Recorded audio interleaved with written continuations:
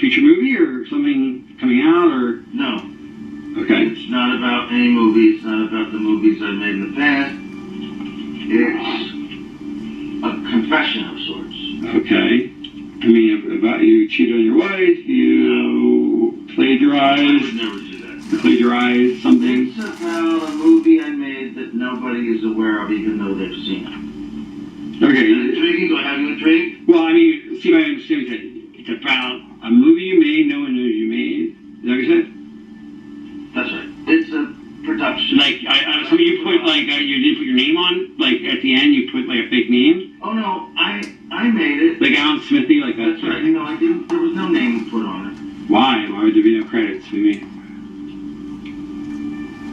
Because there are some things that you just can't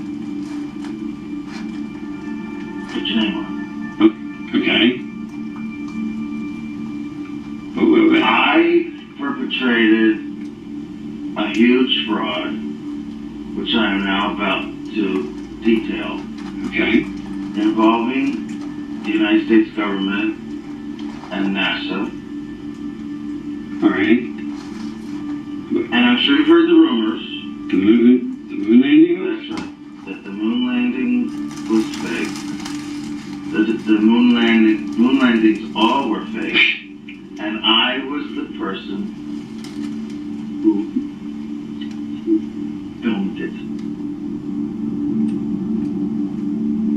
We were never able to see stars from the lunar surface or on the daylight side of the moon by eye without looking through the optics. I don't recall during the period of time that we were photographing the solar curl what stars we could see. I don't remember seeing any. Neil, you were. I don't remember seeing any. Neil, you were.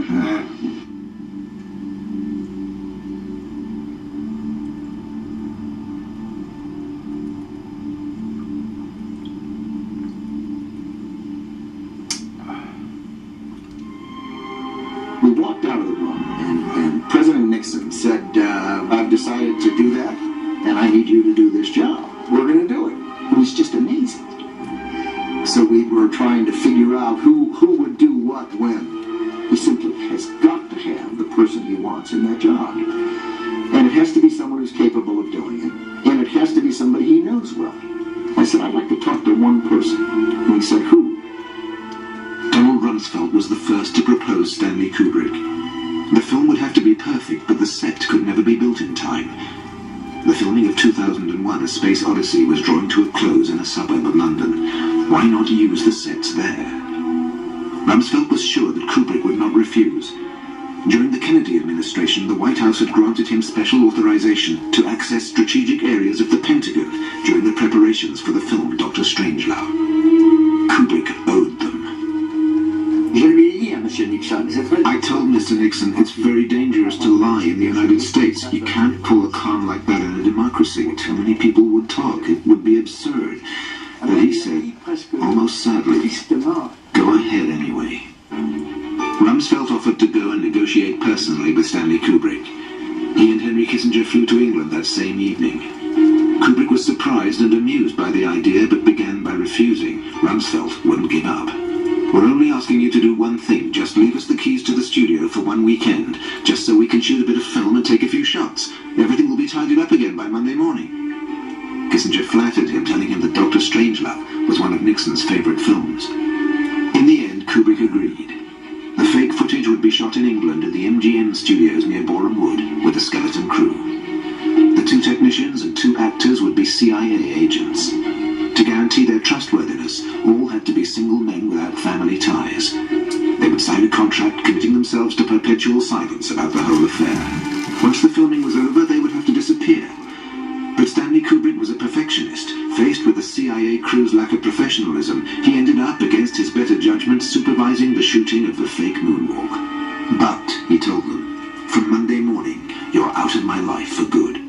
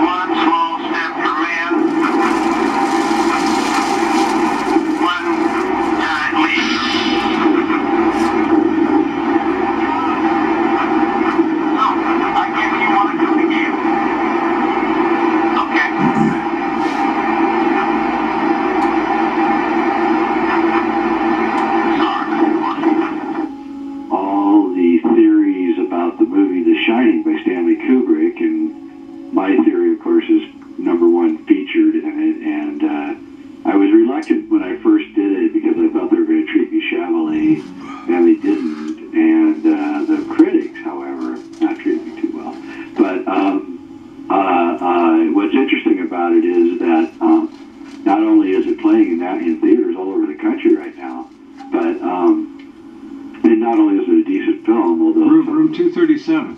yeah, room Okay. 237. Yeah. There's everyone has a different theory about The Shining. Yeah. I think my theory combines all the other theories except for what I consider to be the most ridiculous theory in the movie, which is the theory that The Shining was about the Holocaust. I mean, I fell off my chair laughing so hard when I read that one. I thought the moon landing theory at least has evidence behind it. So it's been an interesting experience and very useful for the whole getting out the truth about Stanley Kubrick, so I appreciate it. And what's interesting about it is that Stanley Kubrick's assistant, Leon Vitale, who was with him for the last 28 years of his life, he had an article, an interview in the New York Times, I believe it was not last Sunday, the Sunday before, in which I was mentioned among the theories, and he virulently denied every one of the theories except for one, which he decided not to mention hardly at all, which happened to be my theory. Very good. And and you can tell more by what people don't say than what they say. Yeah. And he's ripping up the Holocaust theory. He's ripping up the all the theories that were presented. And then, he doesn't hardly mention, somebody just brought an Apollo 11 sweatshirt on the set that day. I'm like, yeah, right. Stanley, who, wrote down, every single thing that should happen on the set, would just let someone bring a sweater up on the set that day and put it on the kids.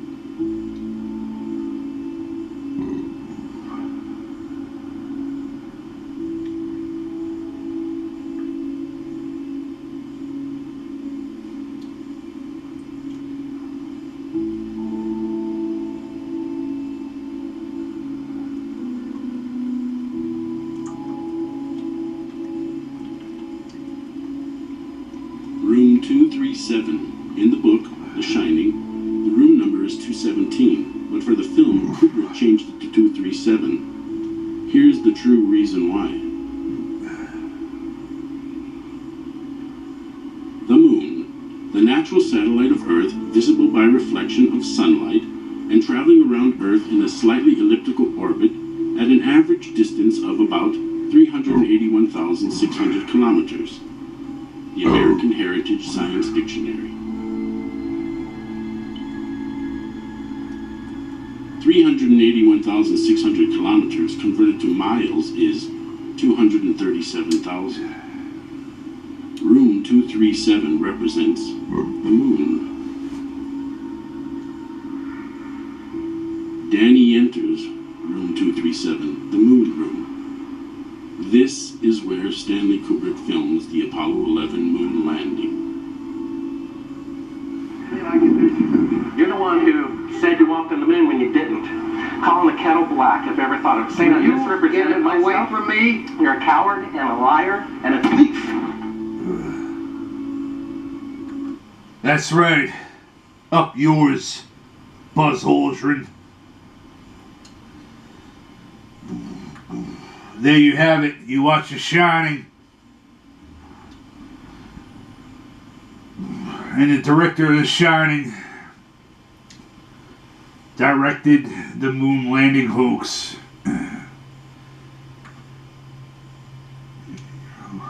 NASA fucking lied to everybody. And they probably also fucking lied about delicious Macdonalds. Saying it's bad for you. No, it's the best thing for you. McGriddle, large McDonald fries, and a 40-ounce container of malt liquor. Just as God wanted us to enjoy. Ride me out, Keyboard Cat. We'll never forget.